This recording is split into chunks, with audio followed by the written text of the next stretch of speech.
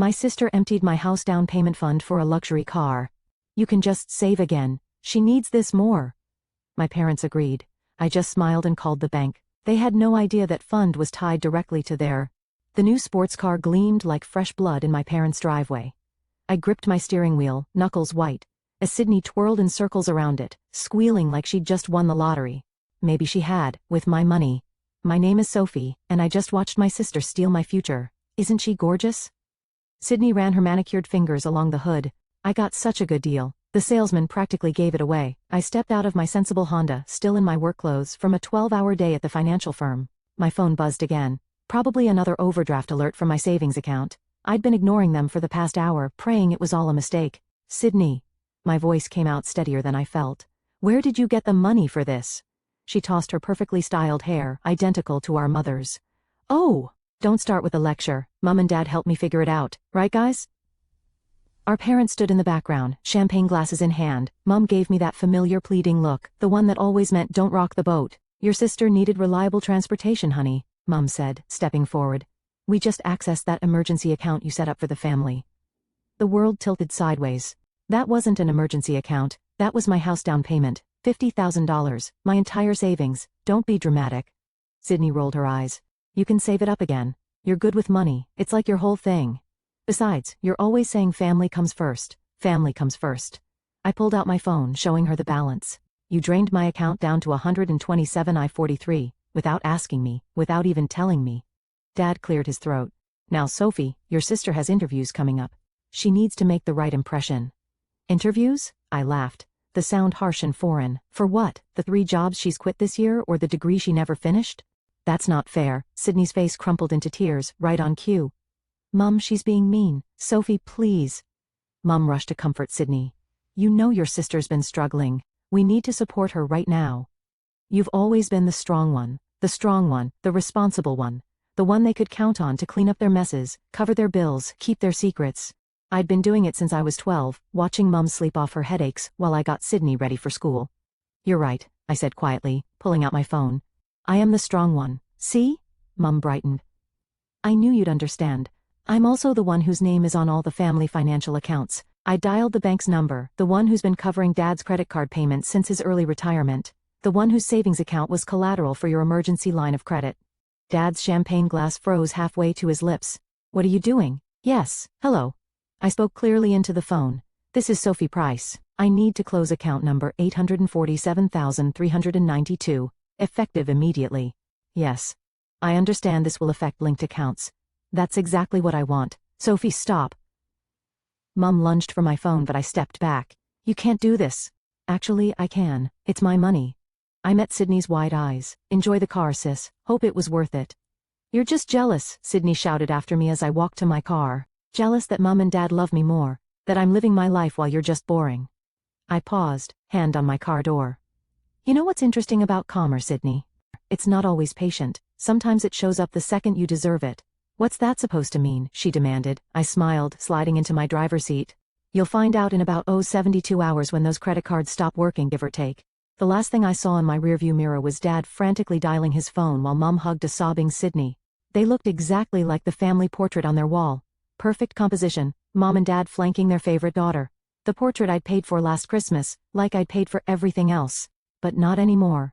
I pulled over 2 blocks away, hands shaking as I dialed another number. Bryce, it's me. Remember when you said I should stop enabling them?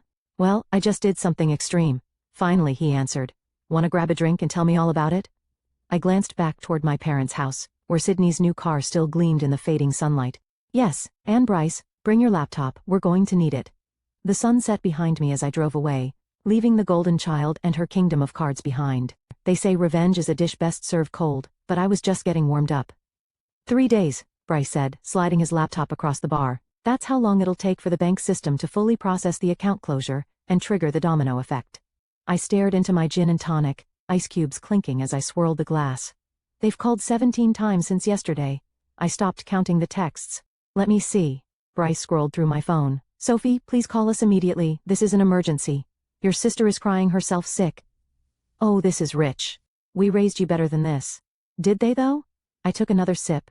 You know what I remember from growing up? Making Sydney's lunch while Mom was resting. Helping Dad balance checkbooks at 13 because he couldn't figure out why they were always overdrawn, being told I couldn't go to my first-choice college because Sydney needed braces, and now they took your house down payment. Bryce's fingers flew across the keyboard.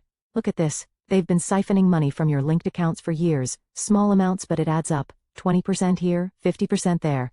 The bar's dim lighting couldn't hide the growing list of transactions. They thought I wouldn't notice, because I never did before. My phone buzzed again. Mum's face filled the screen. You should answer it, Bryce said. They need to understand this isn't a game anymore.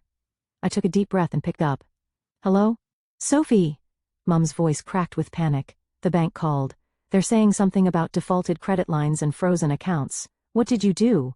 Exactly what I said I would. I closed my accounts. But your father's cards aren't working. We have bills due. Sydney needs, I cut her off. What about what I need, Mum? Like the house I've been saving for since I was 23. That's different. We're family. Family doesn't steal from each other. We didn't steal. Mum's voice rose. We borrowed. You know we're good for it. I laughed. Are you? Really? Because according to Dad's credit report, yes, I can see it. I'm still listed as an authorized user. You're maxed out on 6 cards. Cards I've been making minimum payments on for 2 years. Silence crackled over the line. Sophie, Mom's voice dropped to a whisper. Please just come over. We can talk about this. Sure. I finished my drink. I'll be there in 20 minutes. Bryce raised an eyebrow as I hung up. You're really going?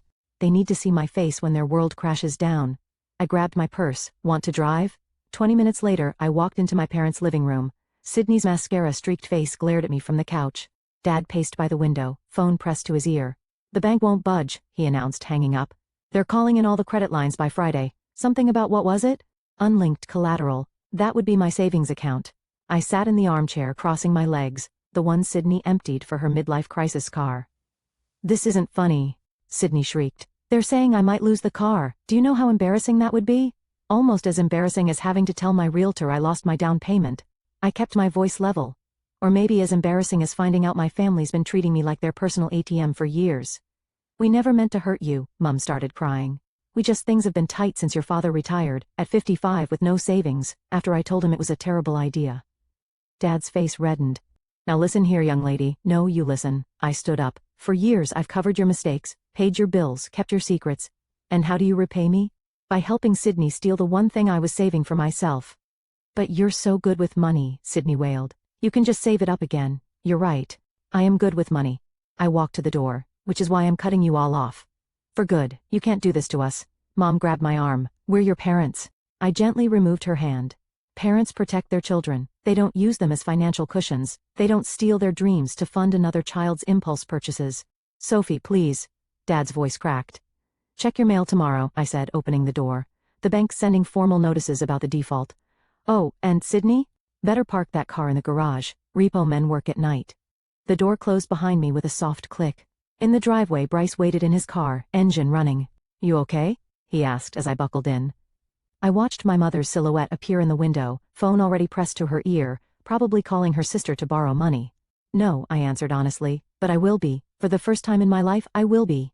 They're outside again, Bryce said, peering through my apartment blinds. Your mom's crying in the car while Sydney's buzzing every unit in the building. I didn't look up from my laptop. They've been doing this for 3 days. The neighbors are starting to complain. My phone lit up with another text from Sydney. You're destroying this family. Actually, a new voice called from my kitchen. They're destroying themselves quite nicely without your help. Eliza, my best friend and realtor, emerged with 3 cups of coffee. The repo men picked up Sydney's car this morning. I may have recorded it for posterity. Show me, I said, reaching for her phone. The video showed Sydney screaming at 2 impassive men as they hooked up her red sports car to a tow truck. Mum tried to block them with her body while Dad waved papers in their faces.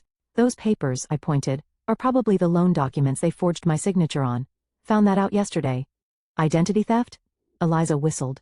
That's not just karma anymore. That's criminal. The buzzer rang again. Sydney's voice crackled through the intercom. I know you're in there. You can't ignore us forever.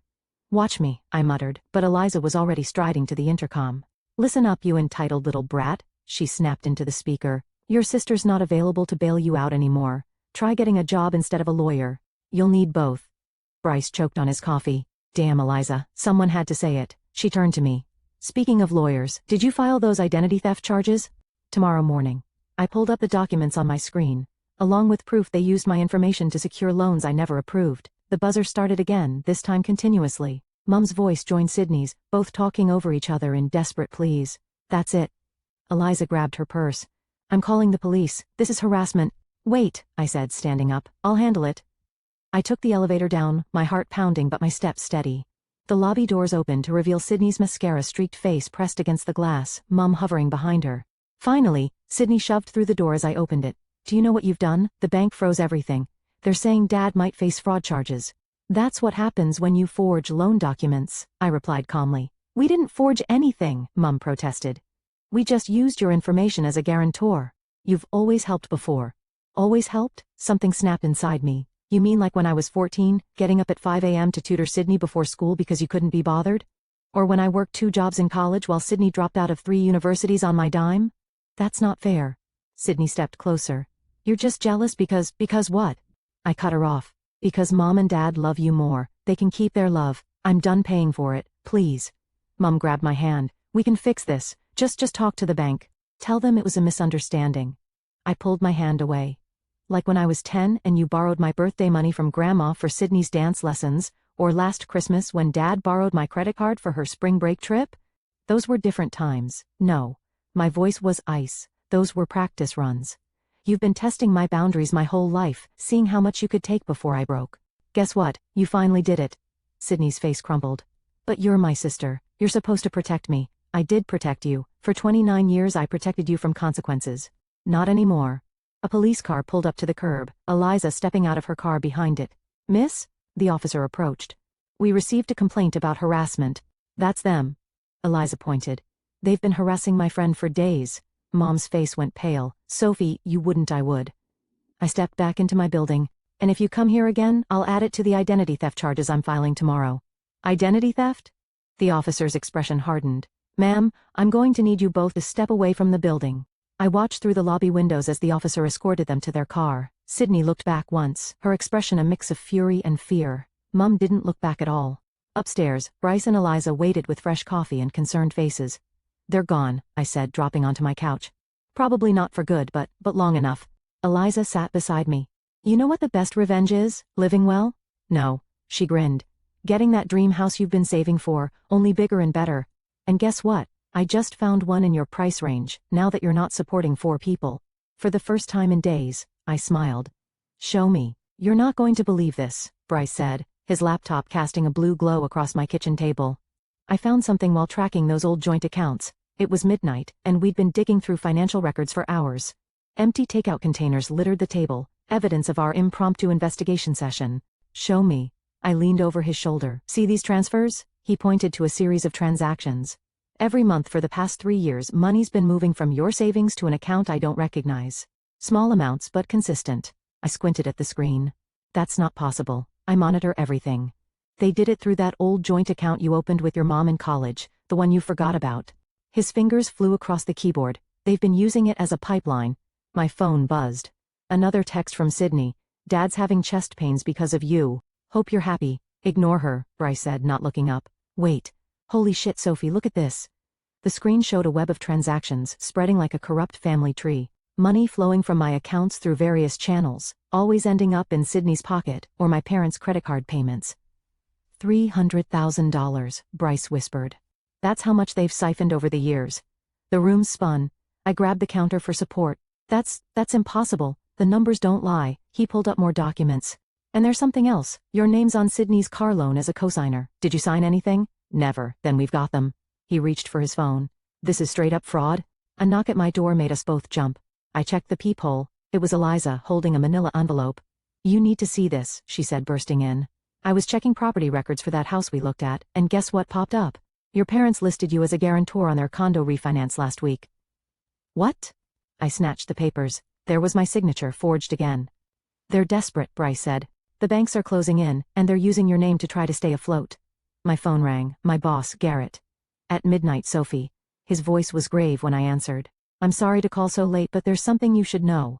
Your sister just applied for a job here. She listed you as a reference, and there are some discrepancies in her application. What kind of discrepancies?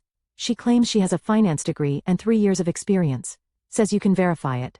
I laughed, the sound hollow. She dropped out after 1 semester. I thought so. Papers rustled on his end. Sophie, given your position at the firm, if she's attempting fraud, I understand. I straightened my spine. Garrett, I need to tell you something about my family. 20 minutes later I hung up. Bryce and Eliza watched me expectantly. Well? Eliza prompted. Garrett's reporting the fraudulent application. I sank into a chair. And he's giving me tomorrow off to file police reports. Good. Bryce turned his laptop around. Because there's more. Remember that private school Sydney went to senior year? The one that mysteriously waived her tuition? I nodded.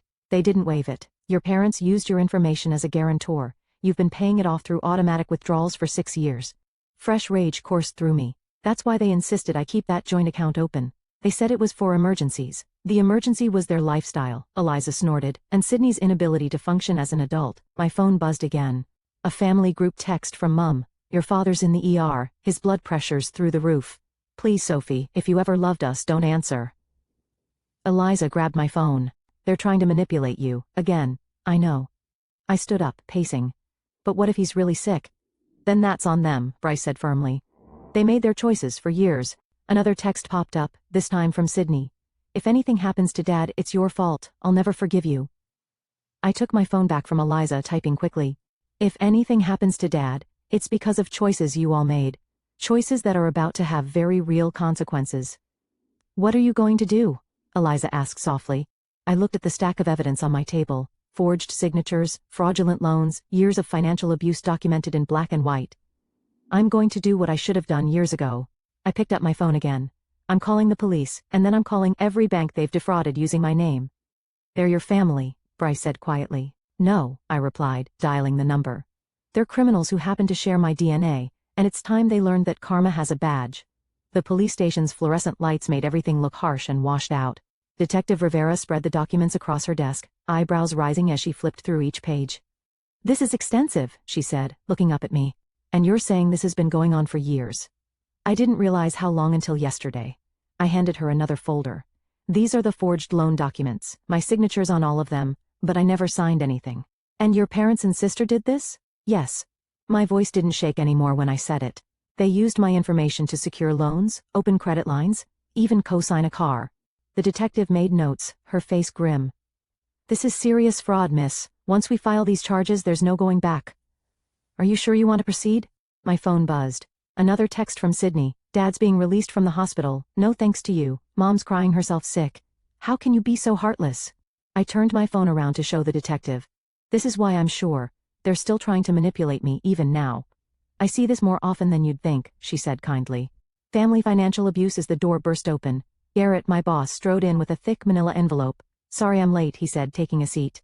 But I brought something you need to see. Sydney's fraudulent job application was just the tip of the iceberg. He spread more documents across the detective's desk. Employment verifications, academic records, loan applications, all with my forged signature as a reference or guarantor. She's been using your name to apply for jobs across the city, Garrett explained, claiming you'd verify her fake credentials. Some companies have already started investigating. Detective Rivera's pen moved faster. This changes things. We're looking at multiple counts of fraud, identity theft, and financial abuse. My phone rang, Mom again. The detective nodded for me to answer and put it on speaker. Sophie, please. Mom's voice crackled through. The bank is threatening to press charges against your father. They're saying something about loan fraud. You have to help us. I can't, Mom, not anymore. But we're family, after everything we've done for you. Everything you've done for me? I laughed. You mean stealing my identity, forging my signature, draining my accounts? We never meant to hurt you, we just needed help. And you're so good with money. Mrs. Price, Detective Rivera cut in. This is Detective Rivera with the Financial Crimes Unit. I advise you to stop talking and contact a lawyer immediately. The line went dead. That should give them something to think about, the detective said, gathering the documents. We'll start processing these right away. Given the evidence, we should have arrest warrants by morning. Arrest warrants? My stomach lurched. They'll actually be arrested. This is felony fraud, Garrett said gently. What did you think would happen? Before I could answer, my phone exploded with texts from Sydney. What did you do? The police are calling Mom and Dad. I can't believe you'd betray us like this. You're dead to me. The last message was a photo of us as kids, me helping Sydney with her homework, both of us smiling. The caption read, "Remember when you were actually a good sister?" That's their specialty, I told Detective Rivera, showing her the messages. Emotional manipulation. They take and take, then make you feel guilty for noticing.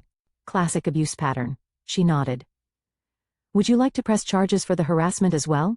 Yes, I said, surprising myself with my firmness. Yes, I would. Garrett squeezed my shoulder. You're doing the right thing. They need to face consequences. I know. I stood up, gathering my things. I just wish it didn't hurt so much. One more thing, Detective Rivera called as I reached the door. We'll need you to document any further contact from them. Texts, calls, emails, everything. They won't stop trying to contact me, will they? Not until they're forced to. She handed me her card. But that's what restraining orders are for. Outside the police station, the morning sun was rising. My phone buzzed one last time. A text from Dad. The police are here. How could you do this to your own parents? I typed back. The same way you did it to your own daughter. One signature at a time, then I blocked their numbers, all of them. Garrett waited by his car to drive me to work. Ready? He asked. I looked back at the police station, where Detective Rivera was probably already processing the arrest warrants. Soon my family would learn that karma doesn't just knock, sometimes it comes with a badge and handcuffs. Yeah, I said, getting into the car. I'm ready. They were arrested this morning, Eliza announced, dropping a local newspaper on my desk. The headline read, Local family charged in identity theft scheme. I pushed the paper away. I don't want to see it. You need to see it. She flipped to the article. They're trying to spin it to the media. Your mom gave an interview claiming you're mentally unstable and misunderstanding family obligations. Classic narcissist move, Bryce said from my office doorway. When caught, discredit the victim. My office phone lit up, another call from an unknown number. They'd been finding ways around my blocks all week. Watch this, I said, putting it on speaker. Hello, Sophie? It was my Aunt Linda. How could you do this to your own parents? They're devastated. Sydney's reputation is ruined. Their reputation. I kept my voice steady. You mean their reputation for stealing hundreds of thousands of dollars from me? For forging my signature? For committing felony fraud? Their family. Family helps each other. Really? I shuffled through papers on my desk. Because I have proof here that they used your identity too. Want me to tell you how much debt they put in your name? The line went dead. Boom. Eliza grinned. That shut her up. My email pinged. A message from Detective Rivera. Thought you should see this. They're trying to negotiate a plea deal. Attached was a screenshot of Sydney's latest social media post. My sister destroyed our family because she's jealous of my success. Now she's trying to send our parents to jail. Please share our GoFundMe for legal expenses? Oh hell no, Eliza grabbed her phone. I'm reporting that fundraiser for fraud. Don't bother, Bryce said, typing on his laptop. I already did. And I may have sent screenshots to the prosecutor showing them trying to raise money while claiming poverty to the court. My desk phone rang again. This time it was Garrett. Sophie, come to my office, there's something you need to see. In his office, Garrett had more papers spread across his desk. Your sister's been busy. She tried to open credit cards at 6 different banks using your work information as verification. When that failed, she tried using the firm's name. She what? It gets better. He handed me a letter. She applied for a job at our biggest competitor, claiming she was a junior analyst here. Used your name as a reference again. I'll add it to the fraud charges, I said, reaching for my phone. Already did. He leaned back. But that's not why I called you in. The board was impressed with how you handled this situation. They're offering you a promotion, senior risk analyst. I blinked. What? You spotted financial fraud in your own family and had the courage to report it. That's exactly the kind of integrity we need in risk management. Back in my office, Eliza and Bryce waited expectantly. Well? Eliza demanded. I got promoted. Yes, she hugged me. See? Karma works both ways. My phone buzzed, an email from my parents' lawyer.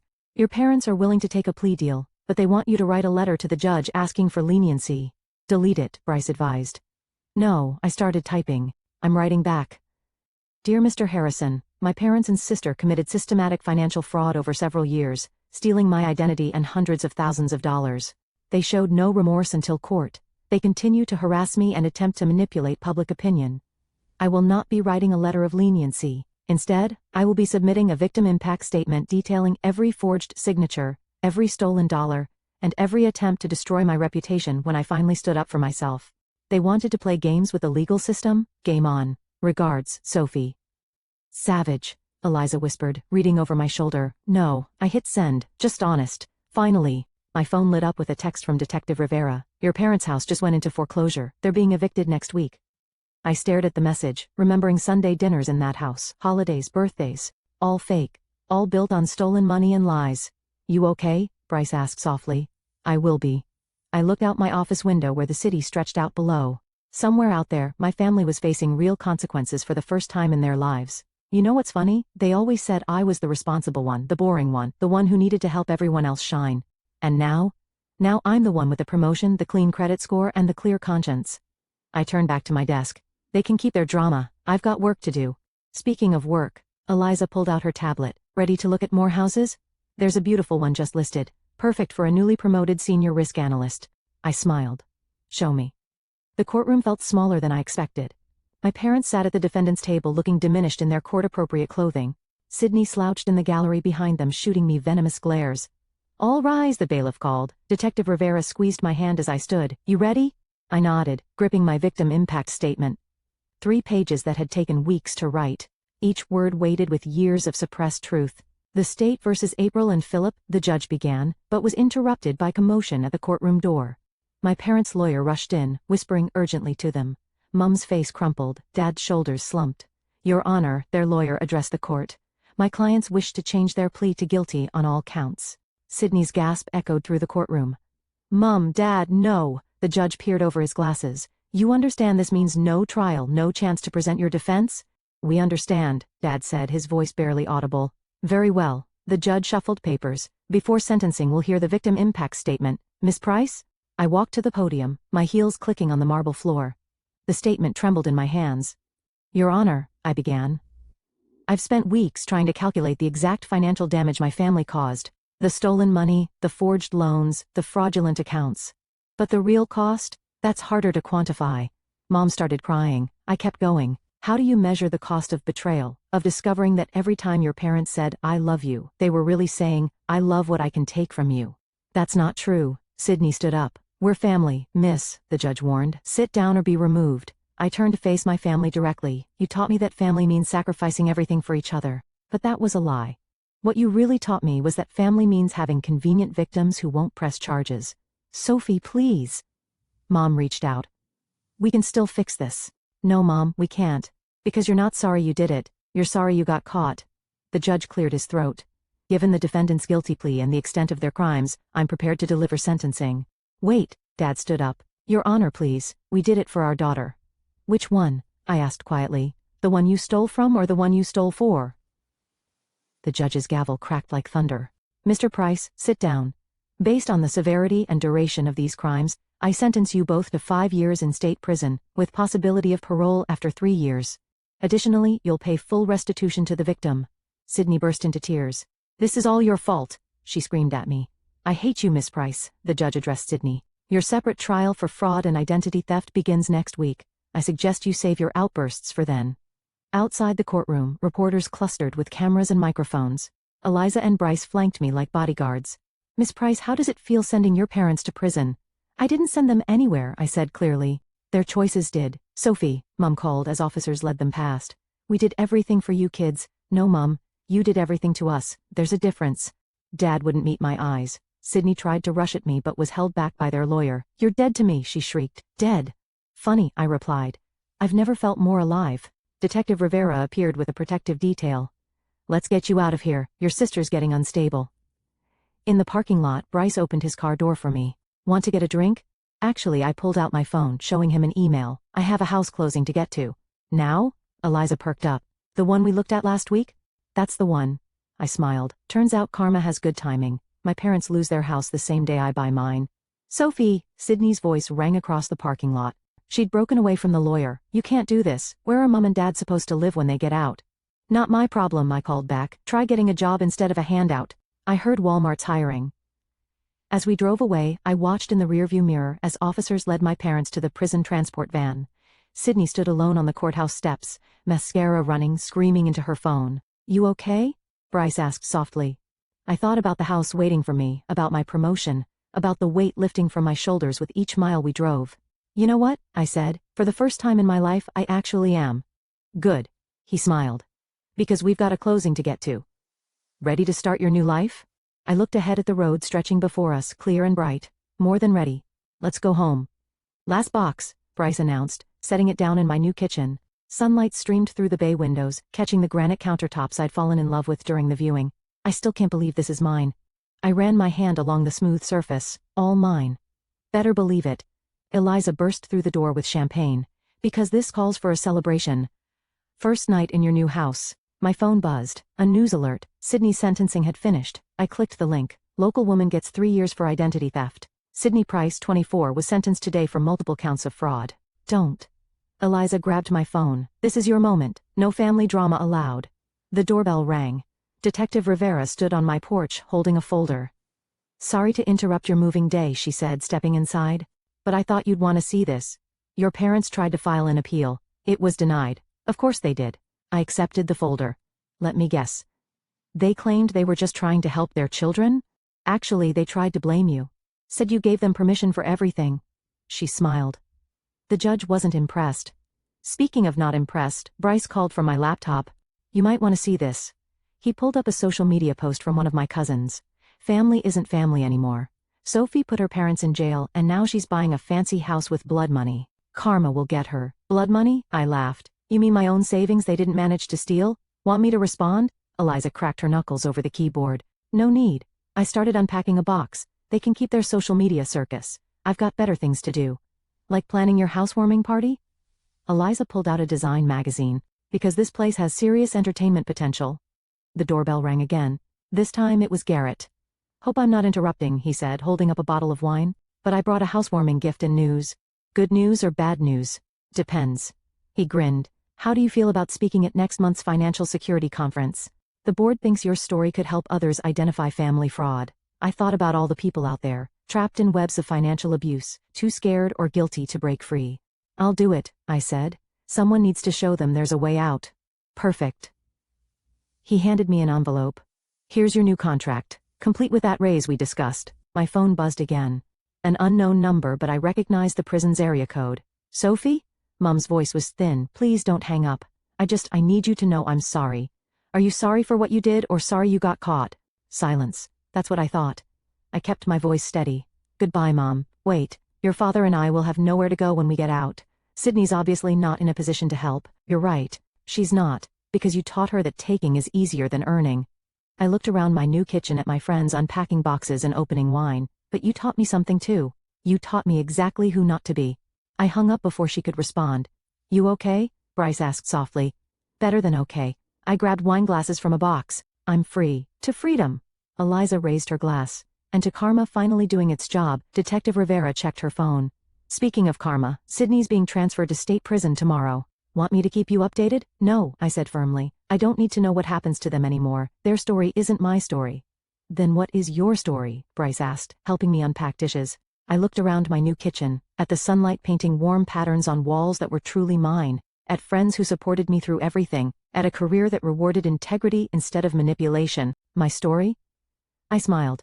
My story is just beginning, and this time I'm writing it myself. Well then, Eliza raised her glass again, to new beginnings, and to Sophie, the woman who proved that sometimes the best revenge is living well, and paying attention to your bank statements. Detective Rivera added with a wink. We laughed, the sound echoing through my new home, my real home, built on truth instead of lies, strength instead of manipulation, independence instead of guilt. Outside, a moving truck drove past, carrying my parents' repossessed furniture to auction. But I didn't watch it go. I was too busy planning where to hang my art, choosing paint colors, making this space mine. They say home is where the heart is, but sometimes, home is where you finally set your heart free. So, Eliza pulled out her tablet. About that housewarming party. I grinned. Show me what you're thinking. This time, every decision would be mine. Every choice would be clear. Every dollar would be earned. And it felt absolutely perfect.